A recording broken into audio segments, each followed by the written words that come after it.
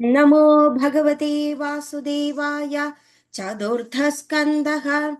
अथ पञ्चदशोऽध्यायः। मैत्रेय उवाच।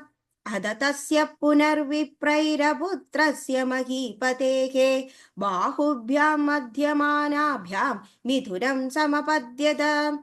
तद्दृष्ट्वा मिथुनं जातं ऋषयो ब्रह्मवादिनः ऊचु परमसन्तुष्टा विदित्वा भगवत्कलाम्। ऋषय ऊचुः, एष विष्णोर्भगवदः कला भुवनपालिनी, इयं च लक्ष्म्या सम्भूतिः पुरुषस्यानपायिनी। अयं तु प्रथमो राज्ञां पुमान् प्रदयिता यशः, पृथुर्नाम महाराजो भविष्यति पृथुश्रवाः। इयं च सुदती देवी गुणभूषणभूषणा, अर्चिर्नाम वरारोह पृथुमेवावरुन्धति।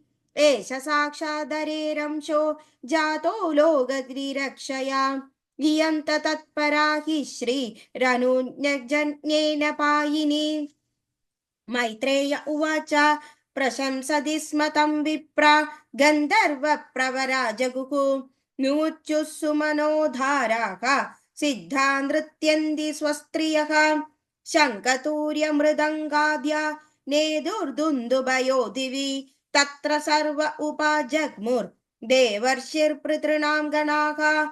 ब्रह्मा जगद्गुरुर्देवैः सहाश्रित्य सुरैश्वरैः, वैनस्य दक्षिणे हस्ते दृष्ट्वा चिह्नं गदावृतः।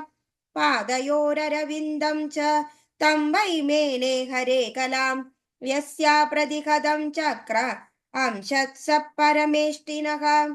तस्याभिषेक आरब्धो ब्राह्मणैर्ब्रह्मवादिभिः, आभिचेन चिकान्यस्मै आजह्रु सर्वतो जनाः।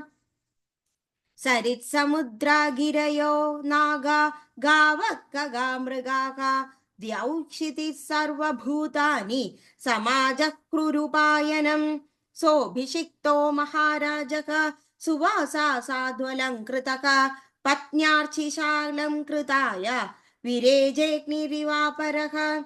तस्मै जहारदनदो हैमं वीरवरासनं, वरुणः सलिलस्रावद्मा तपत्रं शशिप्रभं।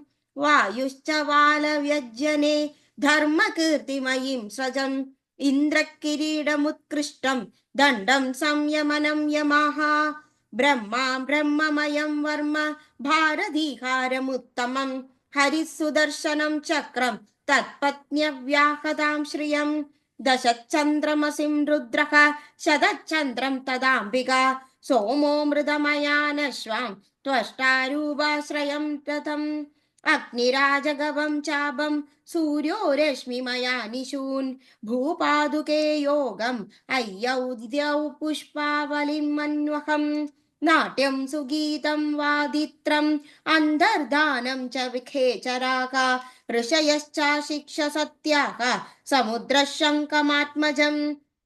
सिन्धवः पर्वदानन्द्यो रथविधिर्महात्मनः, सुधोदमागधो वन्ति तं स्तोतुमुपसस्तिरे।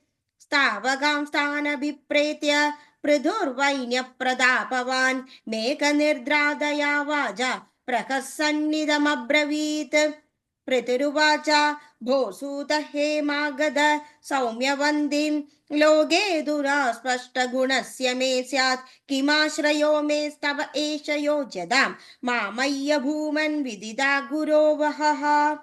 तस्मात् परोक्षे स्मद्दुपश्रतान्यल, अङ्गिरस्य स्तोत्रमपि च वाचः।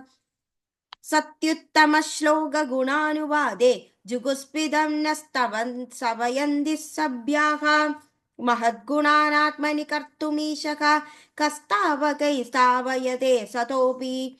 ते स्याभविष्यन्निति विप्रलब्धो जनावकाशं कुमतिर्न वेद, प्रभवो ह्यात्मनः स्तोत्रं जुगुष्यत्यधि विश्रुताः, ह्रीमन्तः परमोदाराः पौरुषं वा विगर्हितं।